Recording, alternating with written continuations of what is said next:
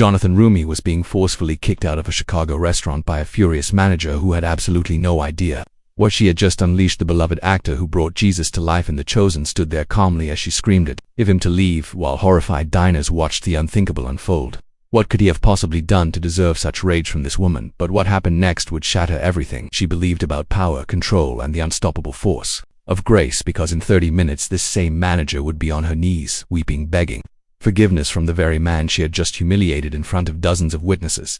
The transformation was so profound, so unexpected, that it would be captured on video and shared countless times across the world. This is the story of how one act of radical grace turned a moment of hatred into a miracle that no one saw coming.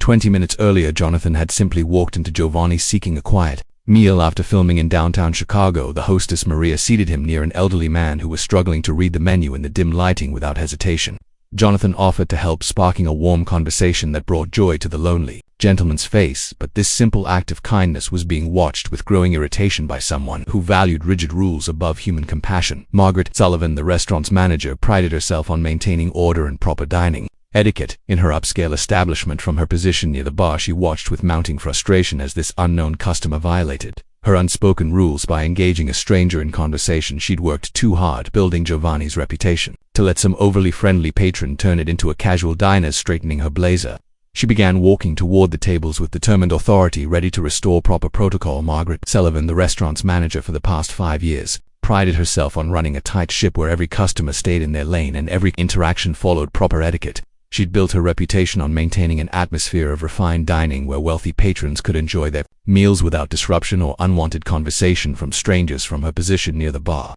she watched with mounting frustration as this unknown customer engaged the elderly gentleman in conversation, clearly violating the unspoken rules of upscale dining. Margaret had worked too hard to build Giovanni's reputation to let some overly friendly patron turn her establishment into a casual neighborhood diner. She straightened her black blazer and began walking toward the tables, her heels clicking against the floor with determined authority. "Excuse me," Margaret said, her voice tight with controlled annoyance as she approached Jonathan's table. "Sir, I'm going to have to ask you to keep your conversations to your own table. This is a fine dining establishment, not a social club." Jonathan looked up with genuine confusion, his dark eyes searching her face for understanding, while the elderly gentleman beside him shifted uncomfortably in his chair. The surrounding tables had grown quiet, sensing the tension that was building like storm clouds. On a clear day, Margaret's pale cheeks were already flushed with the authority she wielded, unaware that she was about to make a decision that would haunt her for months to come. Jonathan's voice remained soft and respectful as he responded, "I'm sorry, ma'am. I was just helping this gentleman read the menu. I didn't mean to cause any trouble." The elderly man, whose name was Frank, had been coming to Giovanni's every Friday night for 2 years since his wife passed away, finding comfort in the familiar routine and the memories it brought. His vision had been deteriorating due to macular degeneration, making simple tasks like reading increasingly difficult, but his pride had prevented him from asking for help until tonight, when this kind stranger had offered assistance. Frank felt a warmth he hadn't experienced in months, a reminder that compassion still existed in an often cold world. Now, watching this young man being scolded for showing kindness, Frank felt a familiar ache in his chest, the same loneliness that drove him to these weekly dinners. He cleared his throat and spoke up, his voice trembling with emotion. "Miss, this young man was just being helpful. There's no harm in that." Margaret's jaw tightened as she realized the situation was becoming more complicated than she'd anticipated, with other customers now openly watching the exchange with interest. "Sir, I appreciate your input, but I need to maintain certain standards in this establishment," she said, her tone growing sharper as she felt her authority being questioned. "Customers are expected to conduct themselves appropriately, and that means not disturbing other diners." Jonathan remained seated, his hands folded calmly on the white tablecloth, but something in his expression had shifted, not to anger but to a deeper sadness at witnessing how rules could overshadow human decency. The restaurant's warm lighting seemed to cast shadows differently now, highlighting the growing divide between those who understood grace and those who clung to rigid protocol. Margaret felt the weight of dozens of eyes upon her, and rather than backing down, she doubled down on her position, determined to prove her point. What Margaret didn't know was that Jonathan had spent the afternoon at a nearby nursing home, visiting residents who rarely received visitors, sharing stories and bringing smiles to faces that had grown accustomed to solitude. His heart was still full from those encounters, his spirit attuned to the loneliness that often hides behind polite society's facade, which made Frank's situation immediately recognizable to him. The simple act of reading a menu aloud had felt as natural as breathing, a small gesture that cost nothing but meant everything to someone struggling with diminishing sight. As he sat there being lectured about propriety, Jonathan silently prayed for wisdom, asking God to help him respond with love rather than defensiveness. "If you believe kindness should never be punished. The words I believe below the weight of his role as Jesus in The Chosen had taught him that sometimes the most profound moments happen in the most unexpected places, and he sensed this was one of those times. I understand your concern, Jonathan said gently, rising from his chair with the fluid grace that had made him perfect for portraying Christ on screen. But sometimes the most important thing we can do is simply help someone who's struggling. Isn't that what restaurants are really about? Bringing people together. His words carried a quiet authority that made several nearby diners nod in agreement, while Margaret felt her control over the situation slipping away like sand through her fingers. The soft murmur of approval from surrounding tables only fueled her determination to reassert her authority, even as a small voice in her head began to question whether she was handling this correctly. Frank looked up at Jonathan with tears forming in his eyes, recognizing something special in this stranger who was willing to stand up for simple human kindness. The atmosphere in the restaurant had shifted completely, transforming from casual dining to something approaching a moment of reckoning. Margaret's face flushed deeper as she realized that other customers were beginning to take sides. And it wasn't going in her favor, sir. I'm not going to debate restaurant policy with you, she said, her voice rising slightly as she felt her professional composure starting to crack. If you cannot follow our guidelines for appropriate behavior, then perhaps this isn't the right establishment for you. The threat hung in the air like incense, heavy and unmistakable, while Jonathan maintained his calm demeanor despite growing hostility directed at him around them. Conversations had stopped entirely as diners watched this unexpected drama unfold, some reaching for their phones to capture what was becoming an increasingly tense standoff. The irony wasn't lost on Jonathan that he was being criticized for showing the exact kind of compassion that his most famous role had taught the world to value. Frank struggled to his feet, his arthritic joints protesting the sudden movement, and placed a protective hand on Jonathan's arm. Young man, you don't need to fight my battles for me, he said, his voice thick with emotion and gratitude, but I want you to know that what you did tonight meant more to me than you'll ever understand. The elderly gentleman's words carried a weight that seemed to settle over the entire restaurant, creating a moment of profound silence that made Margaret's rigid stance appear increasingly petty and small. Jonathan placed his own hand gently over Frank's, a gesture of connection that spoke louder than any words could have, while the watching crowd felt something stir in their hearts. The simple human drama playing out before them was more compelling than any entertainment they could have imagined, a real-life reminder of what truly matters in a world often obsessed with rules and appearances. As Jonathan looked around the restaurant, he saw faces that reflected his own childhood, experiences of feeling different, of being judged before being understood. Growing up in a multicultural household with a Lebanese father and Irish mother, he learned early that grace often appeared in the spaces between cultures, in the moments when understanding transcended rules. His Catholic faith had been strengthened through years of playing Jesus, not because of the role itself, but because of the countless people who'd shared their own stories of loneliness and redemption with him. Standing here, now facing down a manager who valued protocol over compassion, he felt the familiar stirring of purpose that had guided him through difficult scenes and challenging moments. The restaurant's elegant decor suddenly seemed less important than the human connections being tested within its walls. Margaret sensed that she was losing control of the narrative, with several customers now openly expressing their disapproval of her handling of the situation through whispered conversation and pointed looks. I'm going to have to ask you to leave, she announced loudly, her voice carrying across the dining room like a declaration of war. Your behavior is disruptive to our other guests, and I won't tolerate it any longer.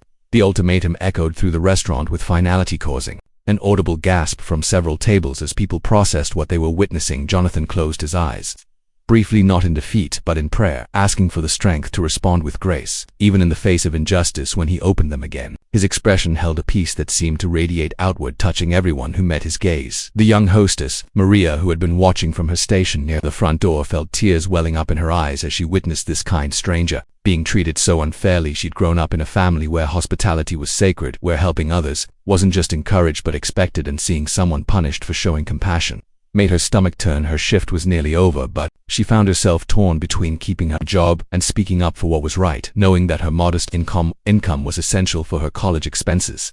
The conflict played out across her face as she watched Jonathan gather his jacket with quiet dignity, never once raising his voice or showing anger despite the public humiliation he was enduring. Something about his peaceful response reminded her of stories her grandmother used to tell about saints who faced persecution with grace. As Jonathan prepared to leave, he turned to Frank one last time, his voice gentle but clear enough for nearby tables to hear.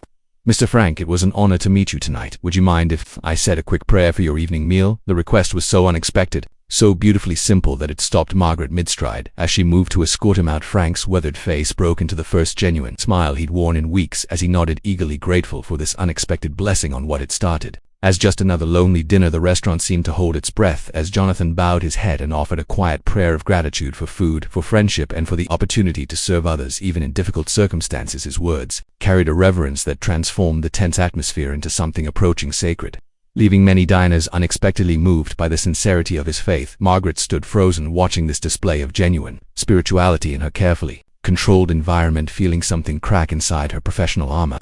The prayer wasn't performative or showy, it was the kind of heartfelt gratitude that reminded everyone present of their own humanity, their own need for grace and connection. As Jonathan finished and squeezed Frank's shoulder gently, several other customers had tears in their eyes. Touched by witnessing authentic faith in action, the manager felt a strange stirring in her chest, a longing she hadn't experienced since childhood when her grandmother had taught her to pray before meals in their small kitchen. But her pride and professional identity kept her locked in her position, unable to back down, even as her heart began to soften. A middle-aged woman at a corner table who'd been dining alone while traveling for business suddenly stood up and began to applaud. "That was beautiful," she called out, her voice breaking the spell of silence that had settled over the room in a world full of selfishness.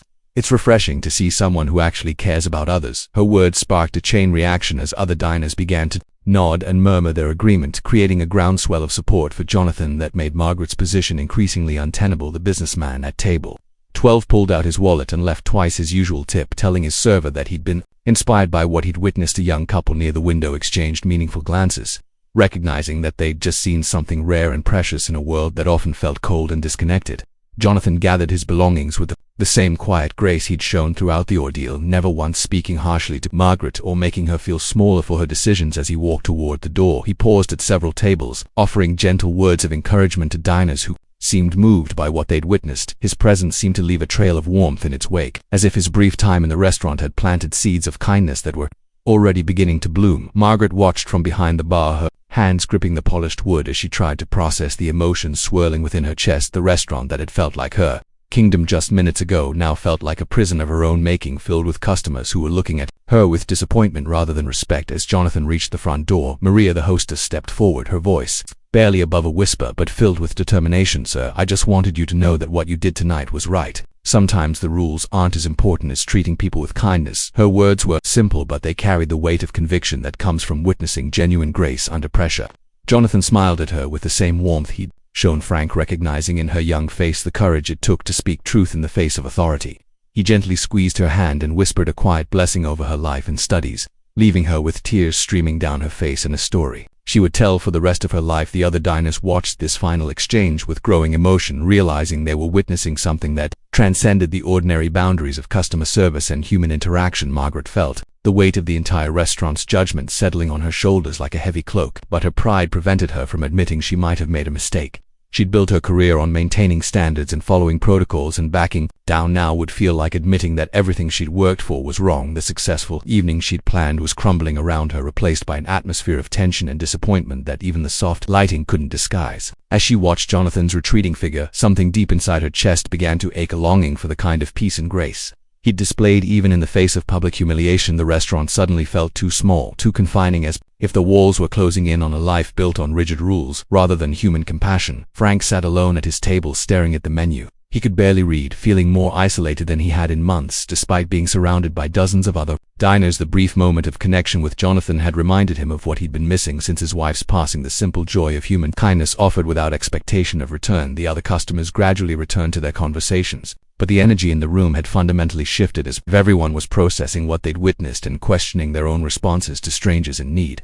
Margaret busied herself with unnecessary tasks behind the bar, avoiding eye contact with the servers who were whispering among themselves about what had just happened. The evening that had started with such promise now felt hollow and cold, despite the warmth of the food and the elegance of the surroundings outside the restaurant. Jonathan stood on the sidewalk for a moment, breathing in the cool Chicago evening air and feeling the familiar weight of carrying others' pain. His years of portraying Jesus had taught him that sometimes being faithful meant accepting rejection and misunderstanding, but it never got easier to watch fear and pride triumph over love and compassion. The city lights twinkled around him like earthbound stars, reminding him that even in moments of darkness there was always light to be found for those willing to look for it. He pulled out his phone to call an Uber, but before he could dial, he heard the restaurant door chime behind him. Turning around, he saw a figure approaching through the warm glow spilling from Giovanni's windows, and his heart prepared for whatever conversation God might be orchestrating next. Maria had clocked out early, unable to concentrate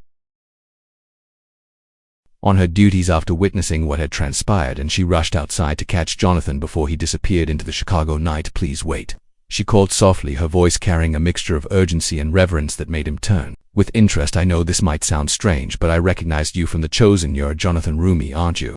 Her words hung in the air between them, heavy with the realization that the kind stranger who'd been kicked out of the restaurant was actually the actor who'd brought Jesus Christ to life for millions of viewers around the world. Jonathan nodded gently, his expression humble and slightly embarrassed, as if being recognized in this moment felt somehow inappropriate given the circumstances. The irony of the situation settled over both of them like a gentle revelation. The man who portrayed the Prince of Peace had just been rejected for showing the very compassion his character embodied. Maria's eyes filled with fresh tears as the full weight of what had happened began to sink in the beautiful synchronicity of meeting the actor who'd strengthened her faith just as she was questioning whether kindness had any place in the working world. "You probably don't remember, but I wrote you a letter last year after watching season 2, she said, her voice trembling with emotion.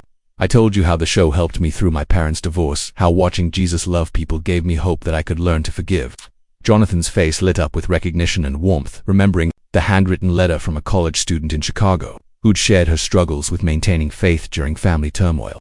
The connection between them deepened as they realized this encounter wasn't coincidental but providential, a moment orchestrated by the same divine hand that had guided their previous correspondence. The bustling city street around them seemed to fade into the background as they stood in the glow of God's perfect timing. "Maria," Jonathan said softly, his voice filled with the same gentle authority that had captivated audiences worldwide. "I remember your letter perfectly. You said you were studying to become a social worker because you wanted to help families stay together." The fact that he'd remembered such a specific detail from one letter among thousands made Maria's heart race with gratitude and amazement. Standing here on this Chicago sidewalk, she felt like she was living inside one of the gospel stories she'd grown up hearing, where ordinary moments became extraordinary through divine intervention. Jonathan's eyes sparkled with the same warmth she'd seen on screen, but experiencing it in person felt like being touched by grace itself. The noise of traffic and distant conversation created a backdrop to their reunion, but the space between them felt sacred, set apart from the ordinary world rushing by. "What happened in there tonight?" Maria continued, gesturing toward the restaurant where warm light still spilled through the windows. "It wasn't right. You were just being kind, just like Jesus would have been." Her words carried the conviction of someone who'd witnessed authentic faith in action, recognizing the character she'd seen on screen living out that same love in real life. Jonathan's humility in the face of praise reminded her of the gospel accounts of Christ, deflecting glory, always pointing toward the Father rather than accepting honor for himself. The young woman felt a stirring in her spirit, a sense that this moment was meant to be more than just a chance encounter between an actor and a fan. Something important was beginning to unfold on this busy Chicago street, though neither of them could yet see the full picture of what God was orchestrating. Meanwhile, back inside Giovanni's, Frank sat staring at his untouched meal, the appetite he'd arrived with completely gone after witnessing such unnecessary cruelty toward a stranger who'd shown him kindness. The other diners had resumed their conversations, but the atmosphere remained heavy with unspoken questions about what they'd witnessed and their own failure to speak up for what was right. Margaret continued her busy work behind the bar, but her movements were mechanical, her mind replaying the evening's events with growing unease about her handling of the situation. The restaurant's usual Friday night energy felt forced and hollow, as if everyone was going through the motions while processing something that had touched them more deeply than they'd expected. Several customers had already asked for their checks. Early the evening's promise of fine dining overshadowed by the bitter taste of injustice. They'd been forced to swallow a distinguished older gentleman at table 8 who'd introduced himself to the server as Dr. William Patterson, a retired theology professor from Northwestern University.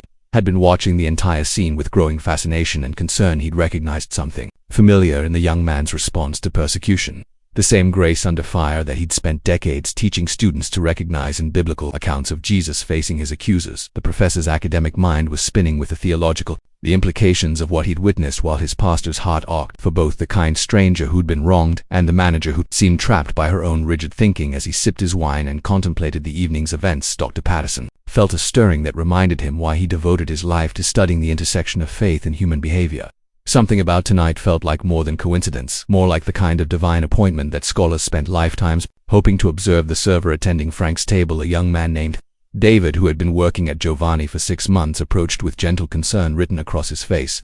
"Sir, is everything all right with your meal? You haven't touched anything?" Since his voice trailed off, not wanting to bring up the uncomfortable scene that had unfolded. Frank looked up with eyes that held decades of accumulated wisdom and fresh pain, the kind of expression that comes from watching too many good people get hurt for doing the right thing. "Son, the food is fine. It's my appetite that's gone," Frank replied, his voice heavy with disappointment in humanity's capacity for callousness. That young man showed me more kindness in 5 minutes than I've experienced in months, and he got punished for it."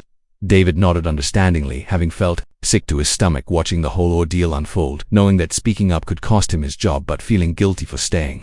Silent Margaret's phone buzzed with a text message from her assistant manager who was monitoring the restaurant's social media accounts from home. "Boss, we have a problem. Someone filmed tonight's incident and it's already going viral on Twitter. Giovanni's fail is trending." The message hit Margaret like a physical blow, making her hands shake as she realized that her handling of the situation was about to become public knowledge far beyond the confines of her restaurant. Her carefully maintained reputation for running a classy establishment was crumbling in real time, transformed into a cautionary, a tale about the dangers of prioritizing rules over human decency. The professional identity she'd built over 5 years was suddenly under assault from an army of strangers who'd witnessed her worst moment captured in high definition. As she watched the notification numbers climbing on her phone, Margaret felt the weight of consequences she'd never considered when she'd decided to take her stand.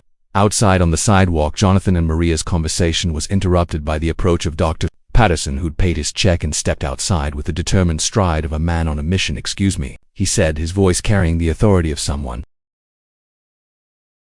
accustomed to commanding attention in lecture halls. "I couldn't help but witness what happened in there tonight, and I feel compelled to tell you that your response was a perfect example of the grace we claim to believe in but rarely practice." His words carried weight because they came from someone who'd spent his career studying religious behavior, making his observation feel like an official validation of Jonathan's character.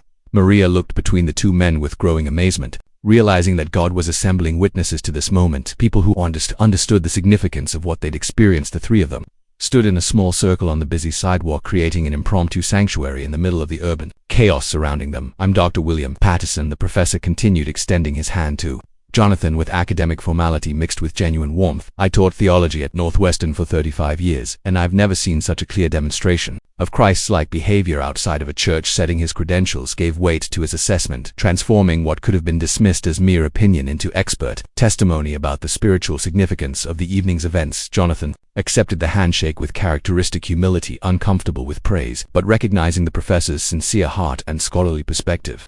Maria felt goosebumps rising on her arms as she realized she was witnessing what felt like a divine appointment, watching three strangers brought together by circumstance but connected by something far deeper. The streetlights overhead seemed to cast their small gathering in a warm glow that set them apart from the bustling city around them. Dr. Patterson's eyes grew intense with the passion of a teacher who'd found the perfect illustration for a lesson he'd been trying to communicate for decades. "Young man, what you did in there tonight, showing kindness to a stranger, maintaining dignity under attack, blessing your persecutor, these aren't just nice gestures. They're the radical acts of love that turn the world upside down." His words carried the weight of theological conviction, grounding the evening's events in the broader narrative of faith, challenging worldly power structures. Jonathan listened with the respectful attention of someone accustomed to learning from elders, while Maria felt her own understanding of faith deepening as she witnessed this impromptu theology lesson unfolding on a Chicago street corner. The professor's assessment helped them see that what had felt like a simple act of kindness was actually part of a much larger story about how grace operates in a broken world. As the three of them talked, Frank appeared in the restaurant's doorway, moving slowly but with determination toward the group gathered on the sidewalk. "I hope you don't mind an old man joining this conversation," he said, his voice stronger than it had been inside the restaurant, "but I couldn't let you leave without saying what needs to be said." His presence completed something that had been building throughout the evening, a gathering of witnesses who'd recognize the sacred nature of what they'd experienced together. Jonathan's face lit up with genuine joy at seeing Frank again, while Maria and Dr. Patterson welcomed him with a reverence due to someone who'd been at the center of the evening's transformative moment. The four of them now stood together, united by their shared experience of witnessing authentic grace under pressure, and their recognition that God had orchestrated this encounter for purposes larger than any of them could fully understand. Frank's weathered hands trembled slightly as he reached into his coat pocket and pulled out a small worn leather wallet. "Son, I want you to have something," he said, his voice thick with emotion as he extracted a creased photograph. "This is my Mary, my wife of 52 years. She taught me that kindness is never wasted, even when the world doesn't appreciate it." The photo showed a gentle-faced woman with kind eyes and a warm smile, the kind of person who'd instinctively understood the value of treating every person with dignity and respect. Jonathan accepted the photo with reverence, understanding that he was being entrusted with something precious, a token of a love that had shaped Frank's understanding of how to treat others. The gesture moved both Maria and Dr. Patterson to tears, recognizing the profound significance of this elderly widow sharing his most treasured possession with a stranger who'd shown him simple kindness. "Mary always said that Jesus shows up in the most unexpected places, through the most unlikely people," Frank continued, his voice growing stronger with each word. Tonight you showed up for me when I needed it most, and that manager showed me exactly what Mary always warned against: letting rules become more important than people. His words carried the wisdom of someone who'd lived through enough seasons to recognize the difference between religion and relationship, between protocol and purpose. The small group stood in reverent silence, processing the weight of Frank's testimony and the beautiful way it connected their individual experiences into something larger and more meaningful. As cars passed by and the city continued its relentless pace around them, these four souls had created a pocket of peace where truth could be spoken and grace could be recognized. Inside the restaurant, the world was crumbling in real time as she watched the social media storm gathering strength, with thousands of people sharing their outrage at the treatment of the kind stranger who'd been kicked out for showing compassion. The restaurant's phone was ringing constantly with calls from reporters, bloggers, and angry customers threatening to boycott Eyewitness. Until she issued a public apology, her staff moved around her with uncomfortable glances, unsure how to respond to the crisis that had erupted from what had seemed like a simple management decision just an hour ago. The elegant dining room that had been her pride and joy now felt like a tomb filled with the echo of her mistake and the weight of consequences she'd never imagined. As she stared at her phone screen, watching her professional reputation dissolve before her eyes, Margaret began to understand that some decisions can't be undone, only lived with and learned from. The restaurant door chimed again, and Margaret looked up to see an impossible sight. The man she'd kicked out was returning, leading the small group from the sidewalk back into her establishment. Jonathan's face held no trace of anger or vindication, only the same peaceful expression he'd worn throughout the evening, while behind him walked Frank, Maria, Dr. Patterson, and several other customers who'd left the restaurant but felt compelled to return for what was about to unfold. The dining room fell silent as word spread that the evening's central figure had come back, creating an atmosphere of anticipation that felt almost electric with possibility.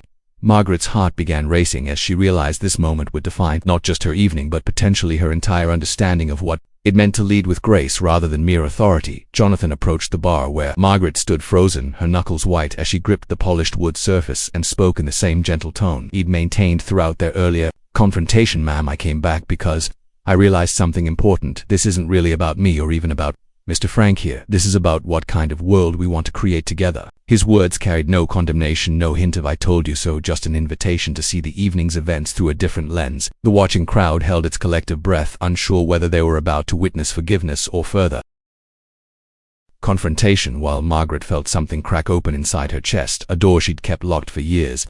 Behind professional protocol and personal pride, Maria watched with tears streaming down her face, recognizing the same radical grace she'd seen portrayed on screen now manifesting in real life through the man who'd brought that character to living color. "I don't understand," Margaret whispered, her voice barely audible above the restaurant's soft background music. "You came back after what I did to you." The questions hung in the air like incense, heavy with confusion and the first stirrings of something that might have been hope. Jonathan's eyes remained kind as he nodded, his expression holding no trace of the judgment she'd expected and probably deserved. "I came back because someone once told me that grace means showing up for people, especially when they don't deserve it," he said simply, "and because I think there might be more to your story than what happened tonight."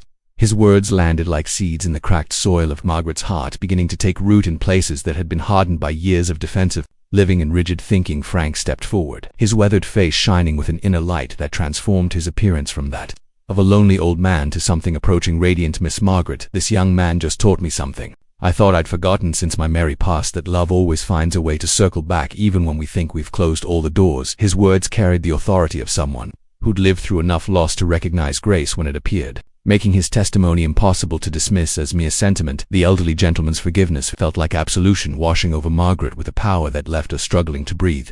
Normally, Dr. Patterson nodded approvingly, recognizing in this moment the kind of transformative encounter he'd spent decades trying to help his students understand through ancient texts and theological theory. The breakthrough came when Margaret's carefully constructed defenses finally crumbled completely, years of professional armor falling away to reveal the scared little girl who'd learned to protect herself by controlling every situation around her. "I was so wrong," she sobbed, her voice breaking with the force of emotions she'd kept buried for years. "I turned kindness into a crime and made this beautiful place feel cold and cruel." Her confession echoed through the restaurant like a bell, clear and pure in its honesty, while the gathered witnesses felt they were seeing something sacred unfold before their eyes. Jonathan stepped closer, not to gloat or lecture, but to offer the same comfort he'd shown Frank earlier, recognizing in Margaret's breakdown the beginning of something beautiful being born from the ashes of pride and fear. What happened next surprised everyone, including Jonathan. Margaret fell to her knees right there in the middle of her upscale restaurant, not in defeat but in surrender, finally understanding the difference between being powerful and being strong. "Jesus,"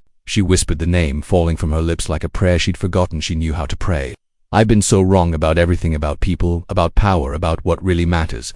The transformation was visible like watching ice melt in spring sunshine. As years of rigid control gave way to something soft and vulnerable and infinitely more beautiful, the restaurant fell completely silent except for the sound of Grace doing its quiet work, changing hearts and opening doors that had been locked tight against the possibility of redemption. As Margaret rose from her knees, supported by Jonathan's gentle hand on her elbow, the entire restaurant erupted in spontaneous applause that felt more like a celebration of grace than mere approval of the moment. Her tears had washed away the harsh makeup of authority, revealing a face that looked younger and infinitely more peaceful than it had just minutes before. I need to make this right, she said, her voice still shaky but filled with new determination. Not just with you, but with everyone who works here, everyone who comes here.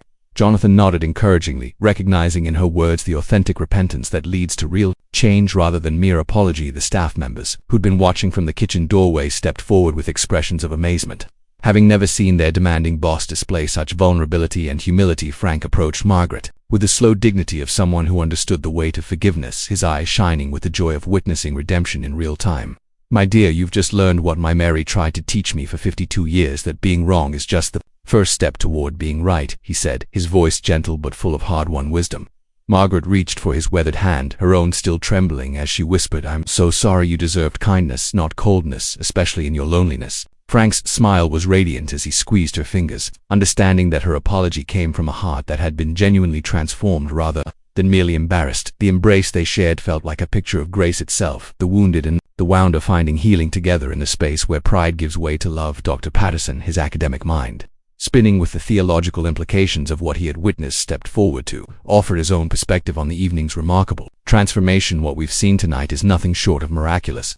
Not the flashy kind that makes headlines, but the quiet kind that changes hearts and communities one person at a time, he said, his voice carrying the authority of someone who'd spent decades studying such moments. Maria wiped tears from her eyes as she watched her workplace transform from a cold, rules-driven environment into something that felt warm and welcoming for the first time since she'd started working there. The other customers who'd remained to witness this extraordinary conclusion to the evening began sharing their own quiet conversations about what they'd experienced, many of them feeling inspired to examine their own responses to strangers in need. In the weeks that followed, Giovanni became known throughout Chicago not for its fine dining or elegant atmosphere, but for the radical kindness that had been born on that transformative Friday night. Margaret instituted a new policy. Every Friday, the restaurant would host a free community dinner for seniors, with staff encouraged to sit and talk with guests who might otherwise dine alone. Frank became a regular fixture, not just as a customer but as an unofficial greeter who welcomed newcomers with the same warmth Jonathan had shown him. Maria was promoted to assistant manager, her natural compassion now valued as much as her organizational skills, while Dr. Patterson began holding informal theological discussions in the restaurant's private dining room, using that night's events as a case study in practical Christianity. Jonathan continued his work on various projects, but the story of that evening at Giovanni followed him wherever he went, shared by the many people who'd been touched by witnessing authentic grace under pressure. He often received messages from strangers who had heard the story and been inspired to show kindness to others, creating ripples of compassion that spread far beyond the walls of one Chicago restaurant. Margaret kept Frank's photo on her desk as a reminder that every customer, every person who walked through her doors carried their own story of hope and heartbreak that deserved to be honored rather than dismissed. The simple act of reading a menu to an elderly gentleman had become a catalyst for transformation that continued to bear fruit months later, proving that God can use the smallest gestures to accomplish the greatest changes. The lesson from that extraordinary evening echoes through time. When we choose protocol over people, we miss sacred opportunities to be vessels of grace in a world starving for genuine kindness. Jonathan's response proved that true strength isn't demanding respect, it's showing love when love isn't returned. So here's the question that matters when faced with a choice between maintaining your position and extending your hand. Which will you choose? Will you build walls or bridges? If this story moved you, hit subscribe for more incredible tales of faith changing lives, and share in the comments below. Have you ever witnessed grace transform someone's heart? The world is watching, waiting for your answer, and eternity hangs in the balance of these sacred decisions we make every single day.